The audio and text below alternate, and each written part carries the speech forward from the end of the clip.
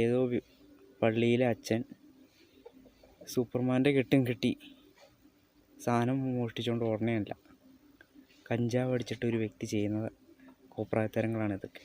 കാണുമ്പോൾ നിങ്ങൾക്ക് ചിരി വരും, പക്ഷേ അത് ഒരു ലഹരി അടിച്ചു കഴിഞ്ഞാൽ അയാൾ എത്രത്തോളം സമൂഹത്തിന് മുമ്പിൽ വെറുക്കപ്പെട്ടവനാകുന്നു, കോമാളിയാകും, പരിഹാസ്യനാകുന്നു എന്നുള്ളൊരു തെളിവാണിത്. അതുകൊണ്ട് എനിക്കൊന്നേ പറയാനുള്ളൂ, ലഹരി കൊണ്ട് നിങ്ങൾക്കൊരു നേട്ടവും ഇല്ല. നേട്ടം അത് ഉണ്ടാക്കി വിൽക്കുന്നവർക്കാണ്. നിങ്ങളുടെ ശരീരവും നിങ്ങളുടെ ബുദ്ധിയും ഒക്കെ നശിച്ചാണ് പോയിക്കൊണ്ടിരിക്കുന്നത്. അതുകൊണ്ട് ലഹരി ഉപേക്ഷിക്കും.